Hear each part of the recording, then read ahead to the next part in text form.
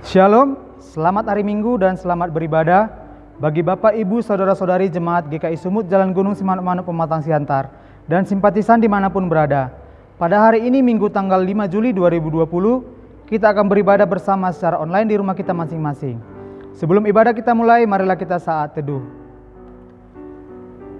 Kami bersyukur dan berterima kasih ya Bapa. Amin. Marilah kita sambut ibadah kita pada hari Minggu ini dengan bernyanyi dari pelengkap Kidung Jemaat nomor 13 ayat 1 dan 2.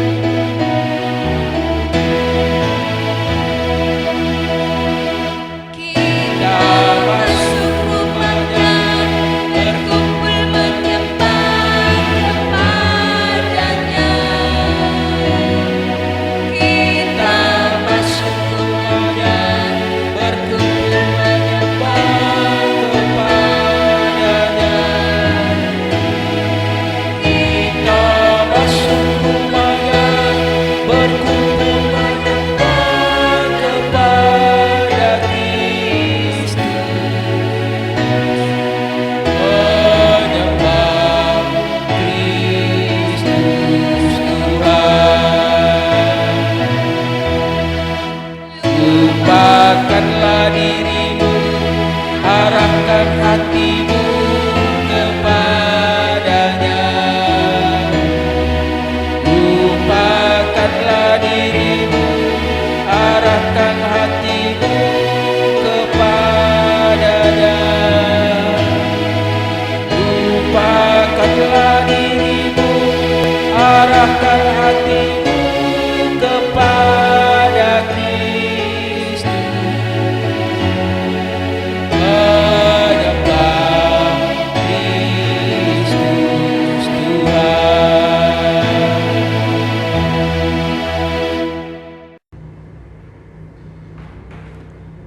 Marilah kita tahbiskan ibadah kita ini dengan menyatakan bahwa pertolongan kepada kita adalah dalam nama Tuhan Allah yang menciptakan langit dan bumi.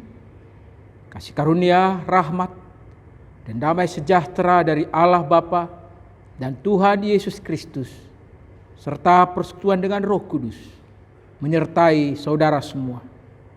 Amin. Nats pembimbing bagi kita terambil dari Matius pasal 18 ayat 3. Lalu berkata, Aku berkata kepadamu, sesungguhnya jika kamu tidak bertobat dan menjadi seperti anak kecil ini, kamu tidak akan masuk ke dalam kerajaan surga. Amin. Marilah kita amini nats pembimbing yang baru saja kita dengarkan dengan bernyanyi dari pelengkap Kidung Jemaat nomor 37 ayat 1 dan 2.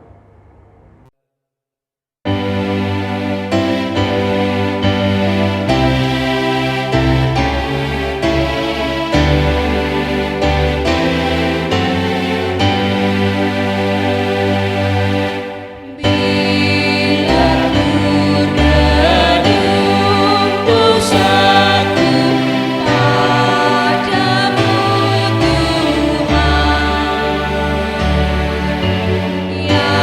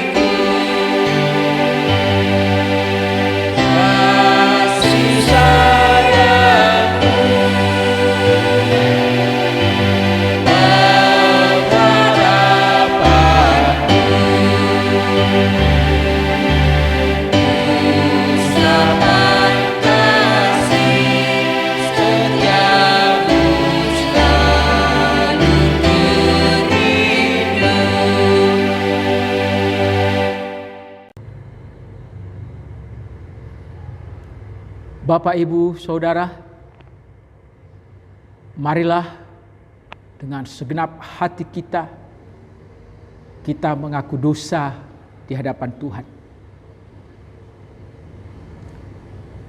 Kasihanilah aku ya Tuhan, menurut kasih setiamu. Hapuskanlah pelanggaranku, menurut rahmat-Mu yang besar. Bersihkanlah aku seluruhnya dari kesalahanku, dan tahirkanlah aku dari dosaku. Amin. Bagi Bapak, Ibu, Saudara yang sungguh-sungguh mengaku dosa di hadapan Allah, dengarkanlah berita anugerah pengampunan dosa dari Allah yang tertulis dalam Efesus pasal yang pertama, ayat 5 sampai ayat 9. Dalam kasih Ia telah menentukan kita dari semula oleh Yesus Kristus untuk menjadi anak-anak-Nya sesuai dengan kerelaan kehendak-Nya, supaya terpujilah kasih karunia-Nya yang mulia, yang dikaruniakannya kepada kita di dalam Dia yang dikasihinya. Sebab di dalam Dia dan oleh darah-Nya kita beroleh penebusan, yaitu pengampunan dosa menurut kekayaan kasih karunia-Nya, yang dilimpahkannya kepada kita dengan segala hikmat dan pengertian. Sebab Ia telah menyatakan rahasia kehendak-Nya pada kita, sesuai dengan rencana kerelaan-Nya, yaitu rencana kerelaan yang dari semula telah ditetapkannya di dalam Kristus. Amin. Marilah kita amini pengakuan dosa, berita anugerah yang baru saja kita dengarkan dengan bernyanyi dari Kidung Jemaat nomor 39 ayat 1 dan 2.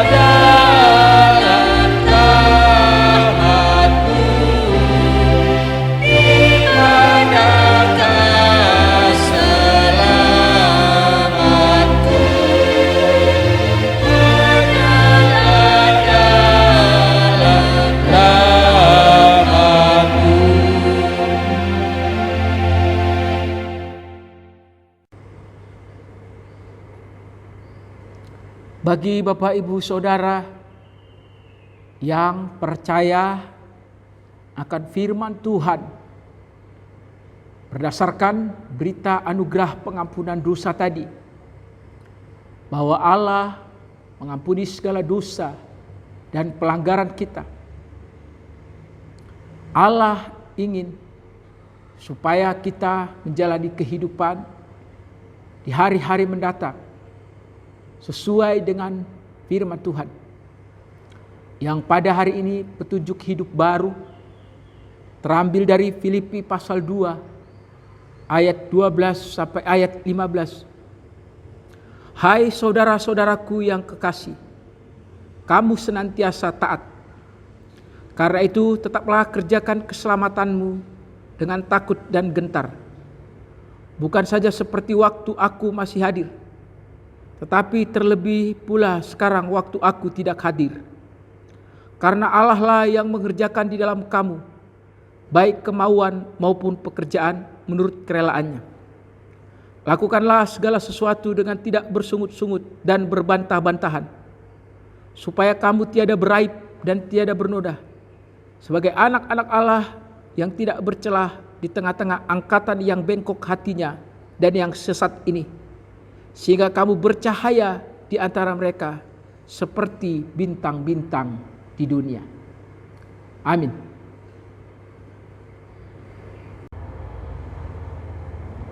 Kita kembali bernyanyi dari pelengkap Kidung Jemaat nomor 121 ayat 1 dan 3.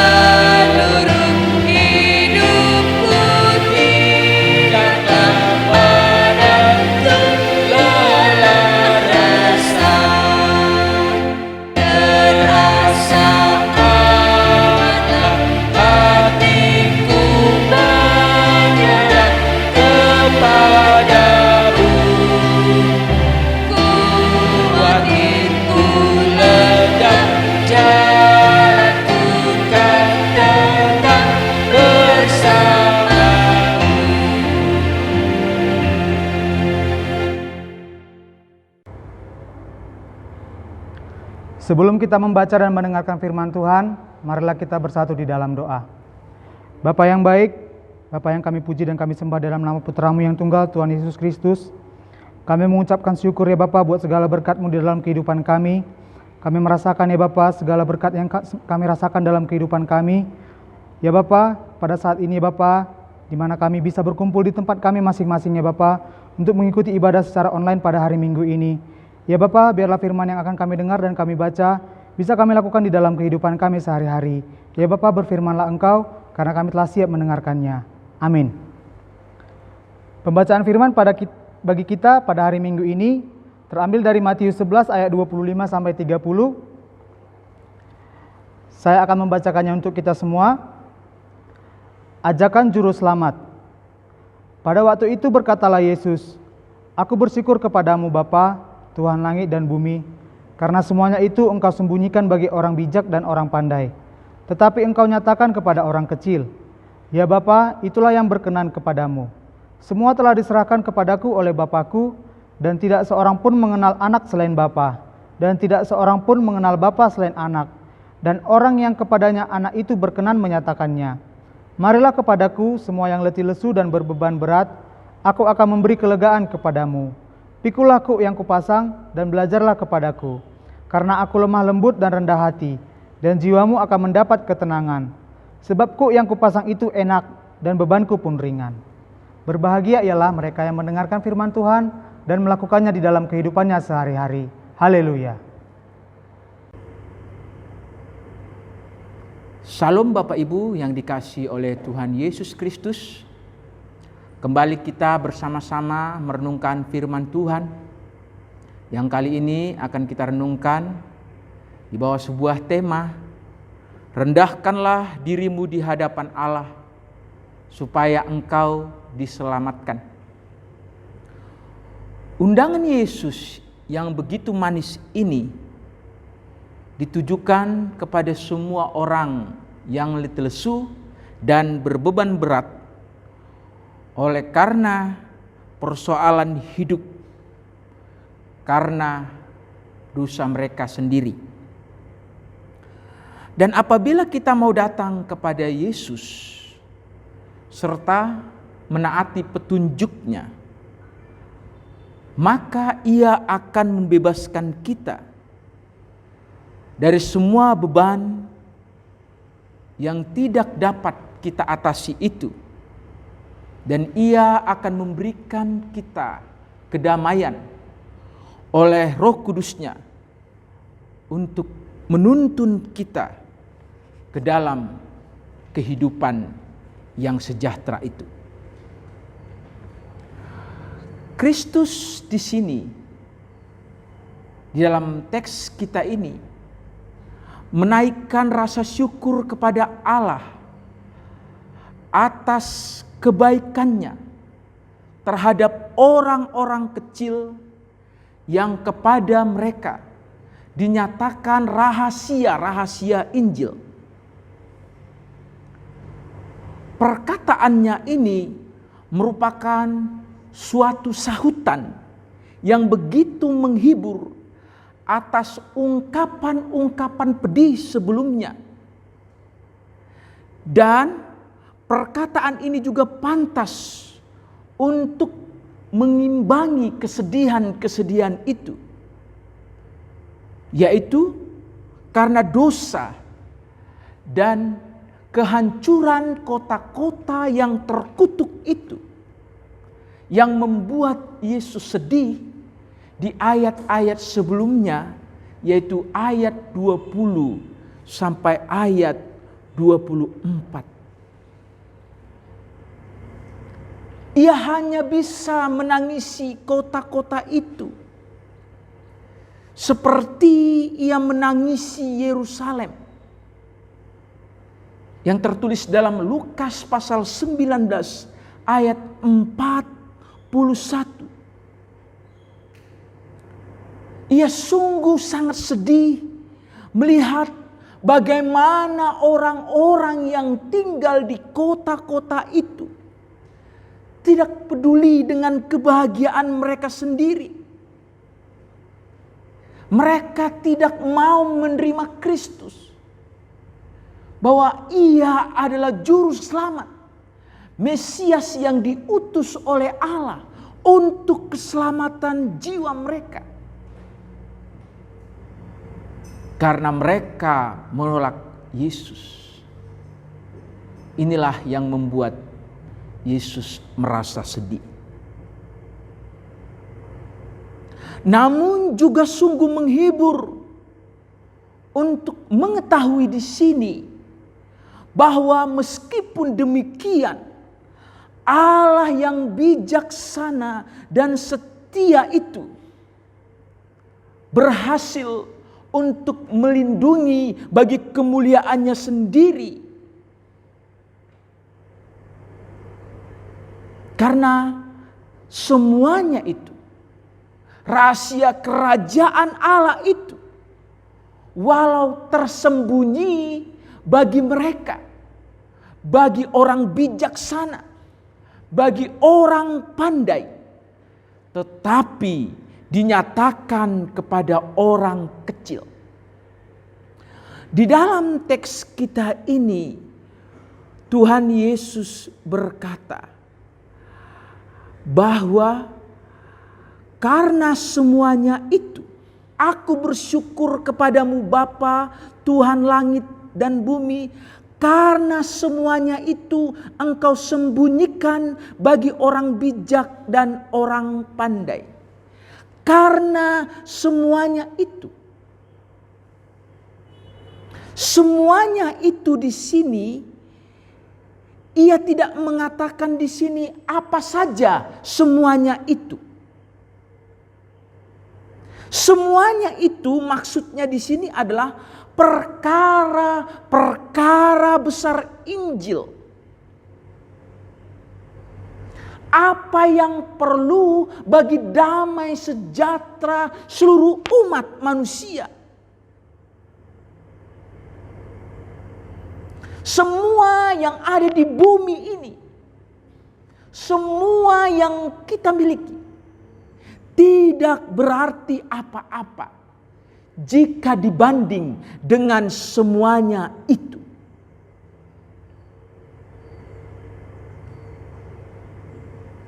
Di sini dikatakan tadi, semuanya itu rahasia-rahasia besar Injil disembunyikan bagi orang bijak dan orang pandai, tetapi dinyatakan bagi orang kecil. Orang kecil di sini adalah orang-orang yang ketika menanggapi pemberitaan Kristus mau mengakui ketidakberdayaan rohani mereka. Mereka tidak mampu menerima ajarannya. Rendah hati di hadapan Allah sebagai orang berdosa. Orang bijak, orang pandai, maupun orang kecil harus bisa merendahkan diri, menjadi orang kecil di hadapan Allah. Seperti yang Yesus katakan di dalam Matius pasal 18 ayat 3, menjadi seperti anak kecil. Sikap seperti itulah yang harus dimiliki oleh semua orang yang ada di bumi ini. Baik mereka orang bijaksana, baik mereka orang terpelajar maupun tidak terpelajar. Tetapi apa yang terjadi? Memang Bapak Ibu Saudara yang dikasihi oleh Tuhan Yesus Kristus, perkara-perkara besar dari Injil yang kekal ini, sejak dari dahulu sampai sekarang ini, masih juga tersembunyi bagi orang bijaksana dan cendekia. Orang bijaksana dan cendekia dikenal sebagai orang yang memiliki pengetahuan dan hikmat duniawi. Sebagai cendekiawan dan negarawan, sering sekali, sekalipun mereka sebagai negarawan terbesar, rahasia-rahasia Injil ini tidak mereka kenal.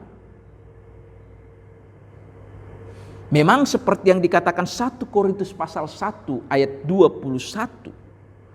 Dunia tidak mengenal Allah oleh hikmatnya.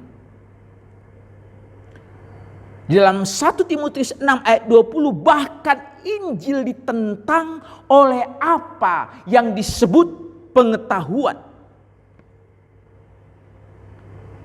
Sehingga orang yang paling ahli dalam hal-hal yang bersifat kasat mata dan duniawi biasanya adalah orang yang paling tidak berpengalaman dalam hal-hal rohani.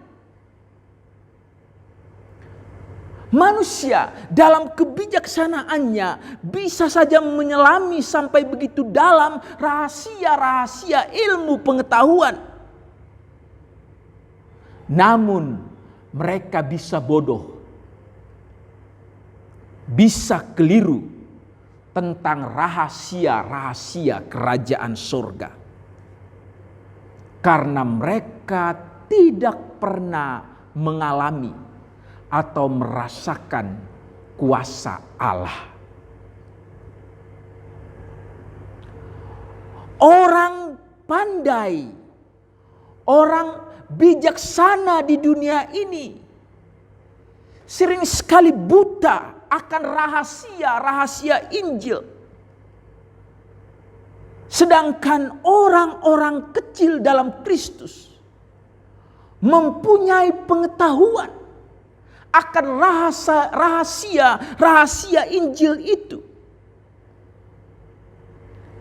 yang dapat menguduskan dan menyelamatkan umat manusia. Seperti itulah murid-murid Kristus pada saat itu. Dari lahirnya mereka hanyalah orang hina dan berpendidikan rendah, bukan cendekiawan, bukan seniman, bukan ahli politik, tetapi hanya orang biasa yang tidak terpelajar. Allah sendirilah yang membuat perbedaan antara orang pandai dan orang kecil di sini. Dan dialah yang telah menyembunyikan semuanya ini dari orang bijak dan pandai. Allah memberi mereka apa yang menjadi bagian mereka, seperti pengetahuan dan banyak pengertian manusia yang melebihi orang lain. Dan orang-orang bijaksana ini bangga dengan semuanya itu. Sehingga hal itu membuat mereka mengandalkan diri kepada apa yang mereka miliki itu. Sehingga sekalipun mereka mendengar suara kabar sukacita Injil, kabar itu terdengar asing di telinga mereka. Hal itu mereka anggap tidak berarti apa-apa. Karena yang terpenting bagi mereka adalah yang mereka miliki saat itu, saat ini, di dunia ini. Mereka lupa akan yang paling penting untuk keselamatan jiwa mereka. Allah bukanlah penyebab dari ketidaktahuan dan kesalahan mereka ini, melainkan Allah membuat mereka sehingga mereka berbuat sesuka hati. Dan dosa mereka inilah yang menjadi hukuman bagi mereka sendiri. Lain halnya, seandainya mereka memuliakan Allah dengan hikmat dan kepandaian yang mereka miliki itu, Allah sudah pasti memberi mereka pengetahuan mengenai hal-hal yang lebih baik ini, yaitu Injil yang dapat menyelamatkan jiwa mereka. Namun, karena mereka hanya melayani nafsu mereka sendiri dengan apa yang mereka miliki itu, Allah pun menyembunyikan pengertian ini dari hati mereka. Sehingga Ia kemudian menyatakan kepada orang kecil dan memberikan pengertian kepada orang kecil, sehingga orang kecil siap menerima semuanya ini dan memiliki kemampuan untuk menangkap pesan dan kesan yang ditimbulkan oleh berita Injil itu. Seperti yang dikatakannya di dalam firman Tuhan, Yakobus pasal 4 ayat yang ke-6. Ia menentang orang yang congkak, tetapi mengasihi orang yang rendah hati. Bapak, Ibu, Saudara yang dikasihi oleh Tuhan Yesus Kristus, ketentuan yang ada di dalam teks kita ini harus dikembalikan kepada kedaulatan ilahi. Karena Kristus sendiri merujuknya demikian. Dikatakan di dalam teks kita ini, ya Bapa, itulah yang berkenan kepadamu. Dengan berkata, itulah yang berkenan, Kristus tunduk kepada Bapanya. Biarlah Allah Bapa menempuh cara-cara yang dikehendakinya untuk kemuliaannya sendiri. Anugerahnya yang ia anugerahkan kepada manusia adalah miliknya sendiri. Dan dia dapat memberikan atau menahannya sesuai dengan keinginannya sendiri. Kita tidak tahu mengapa Petrus, seorang nelayan, dijadikan seorang rasul. Dan bukan Nikodemus yang adalah seorang Farisi dan pemimpin agama orang Yahudi. Meskipun ia juga percaya kepada Kristus, tetapi bukan dia yang dijadikan rasul. Namun itulah yang berkenan kepada Allah. Kristus mengatakan ini di hadapan para muridnya untuk menunjukkan kepada mereka bahwa bukan karena kebaikan mereka sendiri mereka diberi kehormatan dan dipilih demikian, melainkan karena kehendak dan perkenanan Allah kepada mereka. Dialah yang membuat murid-murid yang kecil itu menjadi berbeda. Rahasia yang telah tersembunyi selama berabad-abad dan untuk banyak angkatan sekarang diungkapkan. Tentu saja semuanya ini dinyatakan bukan kepada segelintir orang, melainkan kepada semua orang yang ada di dunia ini. Bahwa semuanya itu akan dinyatakan kepada orang kecil, yaitu mereka yang lemah lembut, mereka yang mau dengan rendah hati menerima Injil Kristus. Maka mereka akan dihiasi dengan keselamatan ini. Kemudian di ayat 27 dikatakan,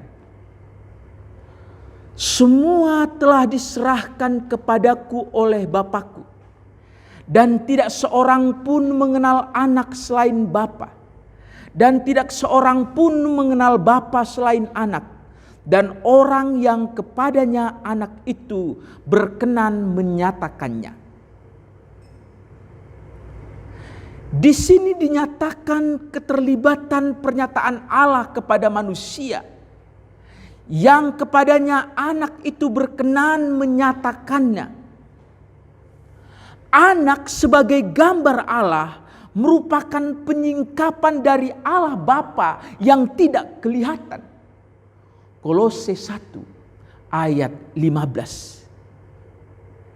Dengan demikian, Matius dalam tulisannya di teks kita hari ini setuju dengan aneka pemikiran yang lebih sering diungkap oleh Yohanes dan Paulus. Ini menunjukkan bahwa penulis Alkitab pada hakikatnya satu pikiran mengenai kebenaran bahwa manusia itu tergantung kepada kasih karunia Allah di dalam Kristus untuk memperoleh segala pengetahuan rohani. Orang yang ingin mengenal Allah harus datang kepada Yesus Kristus. Karena terang pengetahuan akan kemuliaan Allah bersinar dalam wajah Kristus. Kita harus bersyukur kepada Kristus atas semua penyataan yang kita dapati tentang Allah, tentang kehendak dan kasih Bapa. Sejak Adam jatuh ke dalam dosa, tidak akan ada hubungan yang indah antara Allah yang kudus dengan manusia yang berdosa, kecuali melalui sang pengantara, yaitu Yesus Kristus. Yohanes 14 ayat 6. Bapak, Ibu, Saudara, inilah tawaran yang diberikan kepada kita beserta undangan untuk menerimanya. Dikatakan di dalam ayat 28. Marilah kepadaku semua yang letih lesu dan berbeban berat. Aku akan memberi kelegaan kepadamu. Kita boleh mengharapkan sesuatu yang sangat luar biasa. Sebab perkataan ini memang benar dan patut diterima sepenuhnya. Perkataan yang melaluinya kita dapat diselamatkan. Di sini kita diundang untuk datang kepada Kristus sebagai imam, raja, dan nabi. Agar kita dan untuk itu kita harus rela diperintah dan diajar olehnya.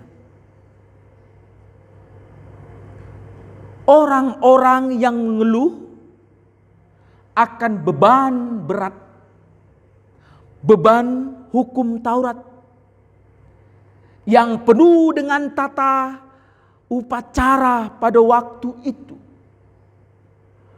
merupakan kuk yang tak tertahankan. Dan yang semakin dibuat lebih berat lagi dengan tradisi nenek moyang pada waktu itu. Seperti yang dikatakan di dalam Lukas pasal 11 ayat 46. Tetapi ia menjawab, celakalah kamu juga, hai ahli-ahli Taurat, sebab kamu meletakkan beban-beban yang tak terpikul pada orang, tetapi kamu sendiri tidak menyentuh beban-beban itu dengan satu jari pun. Pada waktu itu orang-orang percaya, orang-orang Yahudi tidak sanggup memikul beban yang terlalu berat itu untuk mematuhi hal-hal yang tertulis di dalam hukum Taurat, ditambah tradisi-tradisi, ditambah aturan-aturan yang ditafsirkan oleh para ahli Alkitab, para ahli kitab, ahli-ahli Taurat, orang-orang Farisi, tokoh-tokoh agama yang mereka sendiri tidak mau menyentuhnya. Sehingga orang-orang Yahudi merasa lelah dan berbeban berat. Hukum Taurat di sini adalah kiasan lazim yang disebutkan di antara para rabi Yahudi pada waktu itu. Nanti Bapak Ibu bisa lihat dalam Yeremia pasal 2 ayat 20. Yeremia 5 ayat 5 dan ayat-ayat lainnya. Tetapi Yesus juga menggunakan kiasan ini sehubungan dengan beban yang akan ia letakkan pada bahu kita tetapi beban ini ringan dan menyenangkan. Mereka yang mau datang kepada Kristus dikatakan akan mendapat kelegaan. Karena apa? Karena Yesus datang ke dunia ini untuk membebaskan umatnya dari hukum Taurat, untuk menghapus beban berbagai aturan duniawi itu, dan untuk memperkenalkan cara menyembah yang lebih murni dan lebih rohani. Namun demikian, kata-kata Kristus ini lebih merujuk kepada beban dosa. Baik itu rasa bersalah yang diakibatkan oleh dosa itu, maupun kuasa yang ada di dalamnya. Yang diundang untuk beristirahat di dalam Kristus adalah mereka yang merasakan dosa sebagai beban dan yang merintih karenanya. Mereka bukan hanya yakin akan jahatnya dosa mereka sendiri, tetapi juga menyesal dalam jiwanya karena dosanya itu.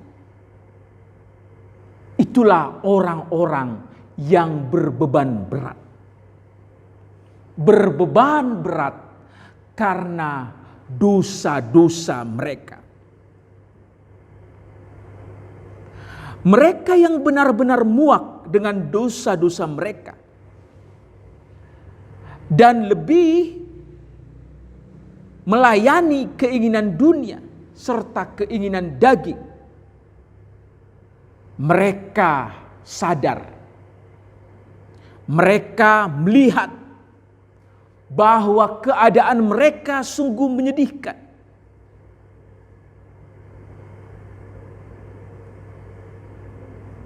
Tetapi mereka mau datang kepada Kristus. Apabila orang-orang berdosa ini dengan segala kerendahan hati mau mengakui dosanya dan datang kepada Kristus, mereka akan diterima olehnya. Seperti cerita anak yang hilang dalam Lukas 15 ayat 17. Seperti pemungut cukai yang berdosa itu yang datang kepada Yesus memohon ampun dosa dan bertobat. Dan seperti orang-orang bertobat yang mendengar khotbah Petrus. Dan seperti si kepala penjara yang mau datang menyerahkan hidupnya kepada Yesus. Kemudian di ayat 29 Tuhan Yesus berkata, "Pikulah kuk yang kupasang." Bapak, Ibu, Saudara, ini harus dilakukan bersama-sama dengan hal sebelumnya di atas.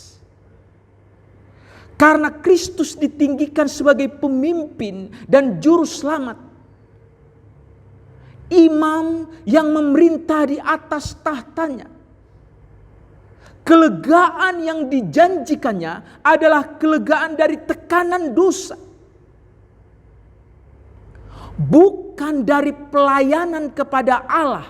Dan ini merupakan utang kita kepadanya yang wajib kita bayar. Karena kita sudah dengan rendah hati menerima Kristus. Dan menerima rahasia-rahasia besar Injil. Dan kemudian kita diselamatkan. Kristus berkata, "Pikulah kuk yang kupasang." Inilah kewajiban kita. Kita telah ditebus maka kita telah berutang kepada Allah, bukan kepada dosa, tapi kepada Kristus. Dan sekarang ia berkata, pikulah kuku. Kristus juga mempunyai kuk untuk leher kita. Seperti halnya ia mempunyai mahkota untuk kepala kita. Dan ia berharap agar kita memikul kuk ini dan berjalan dengannya. Memanggil orang yang letih lesu dan berbeban berat, lalu memasangkan kuk pada mereka, tampaknya hanya menambah penderitaan kepada orang yang sudah menderita. Namun demikian, ketepatan perkataan ini terletak pada kata kuk. Kuk Yesus. Kita sedang berada di bawah kuk yang membuat letih, yaitu dosa. Kita memikul beban dosa yang begitu berat. Atau pada waktu itu orang-orang Yahudi memikul aturan-aturan tradisi nenek moyang yang begitu berat. Sekarang kita melepaskan kuk yang membuat kita lelah selama ini. Lepaskan semuanya itu. Dan Yesus berkata, sekarang pikulah kuku. Kuku akan membuatmu merasa lega. Dengan memasangkan kuk Kristus pada kita, berarti kita menempatkan diri sebagai hamba di hadapannya. Kita sebagai hambanya. Oleh karena itu, kita harus berlaku sesuai dengan kedudukan kita itu. Dengan sadar sebagai hamba, kita harus mematuhi semua perintah-perintahnya. Dan dengan sukacita, kita diharapkan tunduk dengan segala peraturannya. Kita harus menyerahkan diri kepada Tuhan dengan mematuhi perintah Injil Kristus.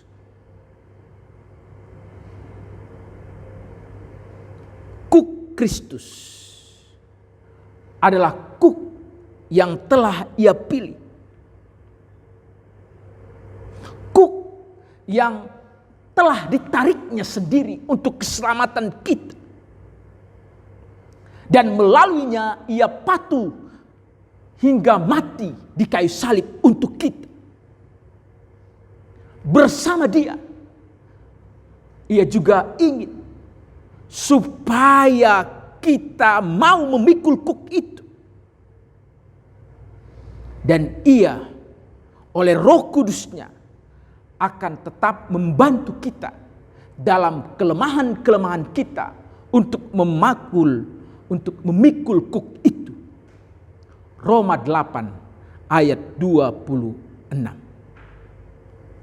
Bapak Ibu yang dikasihi oleh Tuhan Yesus Kristus, perintah-perintah Kristus yang tertulis di dalam Injil adalah untuk kebaikan kita sendiri. Kita harus memasang kuk ini dan menariknya. Kita diberi kuk ini agar kita mau bekerja melaksanakannya. Dan diharapkan supaya kita patuh dengan segala kerendahan hati serta sabar memikulnya. Memang bagian ini merupakan yang paling berat menjadi pengikut Kristus.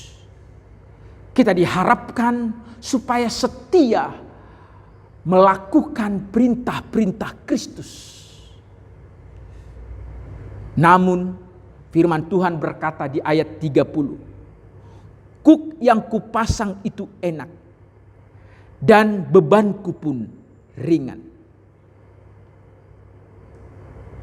Bapak Ibu, perintah Kristus dapat kita lakukan dengan sukacita kalau kita memahami bahwa perintah itu adalah kasih. Melakukan kasih adalah satu sukacita yang luar biasa, karena perintah-perintah Kristus adalah kasih kepada Allah dan kasih kepada sesama manusia. Mari kita rendahkan diri kita di hadapan Kristus.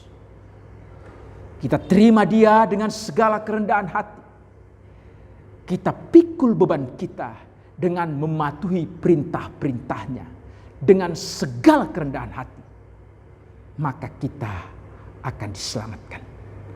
Amin. Mari kita bersatu di dalam doa. Kami bersyukur kepadamu ya Bapa di surga. Karena sesungguhnya kami yang letih lesu dan berbeban berat ingin sekali memperoleh kelegaan. Sering sekali kami tersiksa,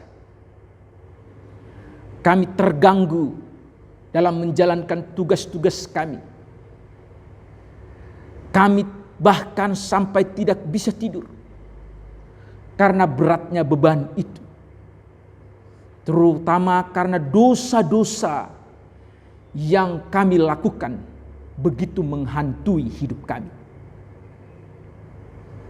Tetapi Engkau mengundang kami supaya kami datang kepadamu. Karena di dalam Engkau ya Tuhan ada kelegaan. Di dalam Kristus ada keselamatan. Dan memang yang terberat adalah bagaimana kami memikul kuk Kristus yang Tuhan buat pada pundak kami. Supaya kami dengan setia membuktikan bahwa kami milik Kristus sebagai orang-orang yang telah diselamatkan, termasuk sebagai ucapan syukur kami atau sebagai utang yang harus kami bayar, bahwa kami harus tetap setia melakukan apa yang Engkau perintahkan.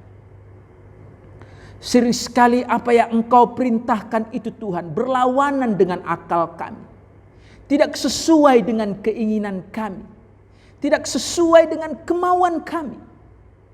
Tetapi Engkau berkata, supaya kami bisa seperti seorang anak kecil yang mau diajar, yang mau dididik, sehingga kami memperoleh keselamatan yang telah Engkau sediakan itu, yang memberi kelegaan kepada kami. Terima kasih Bapa, dalam nama Tuhan Yesus kami berdoa. Amin. Marilah kita sambut firman Tuhan yang baru saja kita dengarkan tadi dengan bernyanyi dari Kidung Jemaat nomor 184 ayat 1 dan 4.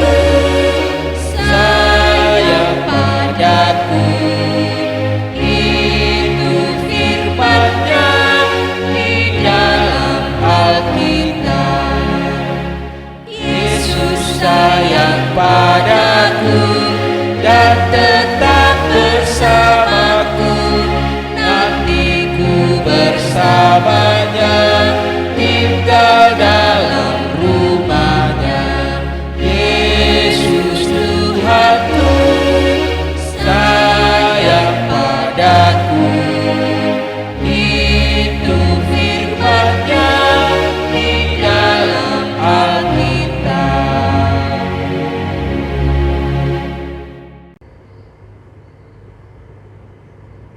Bapak, Ibu, Saudara, kita akan menaikkan doa-doa syafaat kita. Marilah kita bersatu di dalam doa. Allah Bapa yang kami muliakan di dalam Yesus Kristus Tuhan dan Juru Selamat kami. Kami bersyukur kepadamu karena Engkau telah menyertai kami semua hingga detik ini. Dan kiranya Engkau juga menolong dan menyertai kami lagi di waktu-waktu yang akan kami jalani di depan kami masing-masing. Kiranya Engkau terus memberikan kesehatan kepada kami, memberikan kami kemampuan untuk melakukan tugas-tugas kami, melindungi kami dimanapun atau kemanapun kami pergi. Tuhan, kami juga berdoa untuk Bapak, Ibu, Saudara yang berulang tahun di minggu ini. Kiranya Engkau memberikan mereka panjang umur. Dan tentu kami juga bersama-sama dengan mereka bersyukur karena Tuhan telah menambahkan lagi kepada mereka usia 1 tahun. Dan juga kiranya mereka dapat terus semakin mendekatkan diri kepadamu dan terus berharap di hari-hari yang akan mereka jalani ke depan. Kami berdoa juga ya Tuhan, supaya Engkau menolong kami, jemaat-Mu dan para simpatisan di dalam pergumulan demi pergumulan kami yang Tuhan izinkan terjadi dalam hidup kami. Bagi keluarga-keluarga jemaat-Mu yang merindukan keturunan, kiranya Engkau memberikan mereka keturunan. Dan bagi mereka yang menginginkan pekerjaan, kiranya Engkau memberikan pekerjaan. Mereka yang ingin bertemu dengan jodohnya, pertemukanlah dengan jodohnya. Mereka yang ingin sembuh dari sakit penyakitnya, kiranya Tuhan menjamah tubuh Bapak, Ibu, Saudara yang sakit, sehingga mereka dapat sehat kembali dan dapat lagi melakukan aktivitas dengan baik. Bapa, kami juga terus berdoa supaya kami semua ya Tuhan, terutama kami, jemaat-Mu, baik itu warga jemaat dan simpatisan, dan seluruh keluarga kami yang sangat kami kasihi. Jauhkanlah kami dari virus corona. Janganlah kami tertular virus corona. Dan janganlah kami mengidap sakit COVID-19. Biarlah kami semua Tuhan melewati pandemi ini selamat, tetap sehat dan hidup. Bapa, kami berdoa untuk keluarga-keluarga yang ditinggalkan oleh keluarga mereka yang meninggal karena COVID-19. Kiranya Engkau menghibur, menolong mereka, sehingga mereka dapat menjalani kehidupan dalam suka dan duka karena Tuhan menolong mereka. Dan juga ya Tuhan, Bapak, Ibu, Saudara yang harus bekerja di bidang medis, para dokter, perawat, bidan, ahli gizi, siapapun mereka ya Tuhan yang termasuk di dalam tim medis terlebih khusus yang harus merawat pasien COVID-19. Kiranya Engkau memberikan mereka semangat, memberikan mereka sukacita, membuat mereka supaya tetap sehat dan jangan sampai tertular virus corona. Juga keluarga-keluarga mereka kiranya dijaga Tuhan, ditolong oleh Tuhan, sehingga semua keluarga mereka juga sehat. Di tengah situasi pandemi yang masih melanda dunia ini, termasuk Indonesia, kiranya Tuhan melawat dunia ini, sehingga kami semua melalui pandemi ini dapat semakin mengandalkan Tuhan, semakin sungguh-sungguh ikut Tuhan, dan meninggalkan segala dosa dan pelanggaran kami. Karena sesungguhnya hanya Tuhanlah yang dapat membebaskan kami, menolong kami dari pandemi yang masih melanda dunia ini. Inilah doa syafaat kami Bapa, yang kami panjatkan melalui anak-Mu Yesus Kristus Tuhan dan Juru Selamat kami. Dan doa ini akan kami akhiri dengan bersama-sama kami mengucapkan doa Bapa kami. Bapa kami yang di sorga, dikuduskanlah namamu. Datanglah kerajaan, jadilah kehendak-Mu di bumi seperti di sorga. Berikanlah kami pada hari ini makanan kami yang secukupnya, dan ampunilah kami akan kesalahan kami, seperti kami juga mengampuni orang yang bersalah kepada kami. Dan janganlah membawa kami ke dalam pencobaan, tapi lepaskanlah kami daripada yang jahat. Karena Engkaulah yang mempunyai kerajaan dan kuasa dan kemuliaan sampai selama-lamanya. Amin.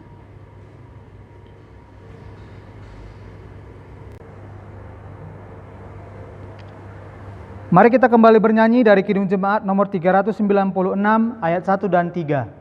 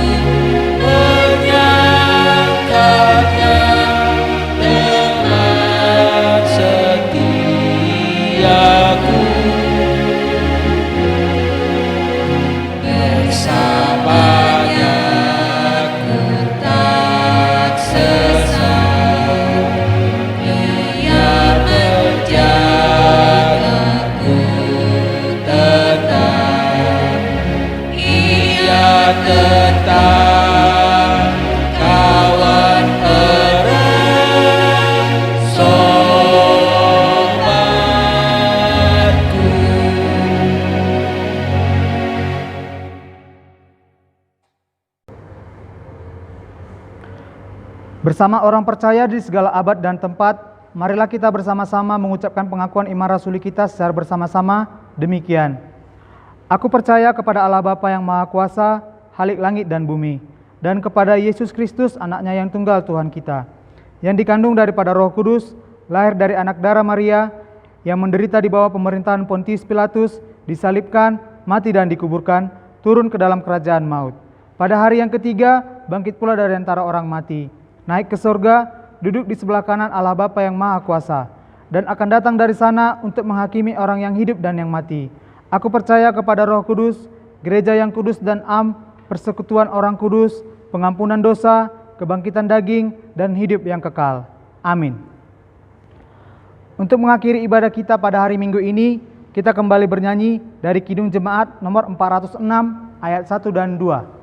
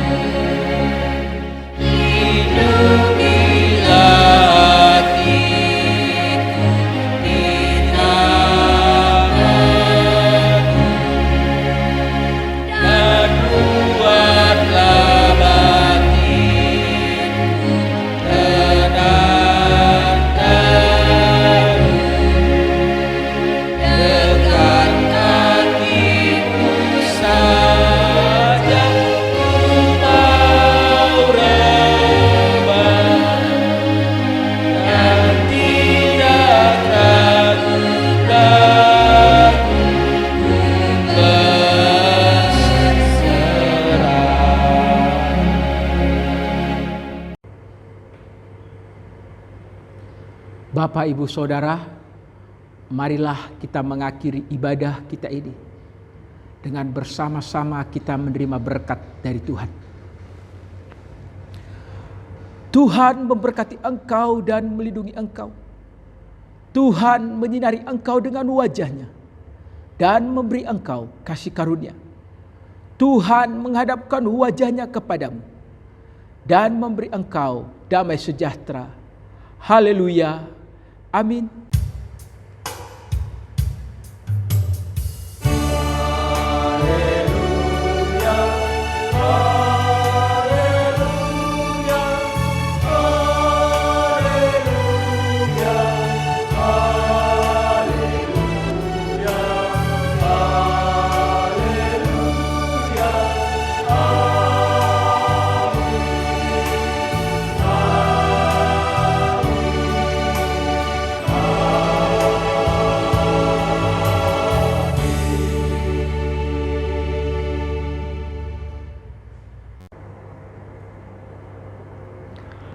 Bapak, Ibu, Saudara-saudari, warga jemaat dan simpatisan dimanapun berada, kami Majelis Jemaat GKI Sumut Jalan Gunung Simanuk-Manuk Pematang Siantar mengucapkan terima kasih karena telah mengikuti ibadah secara online.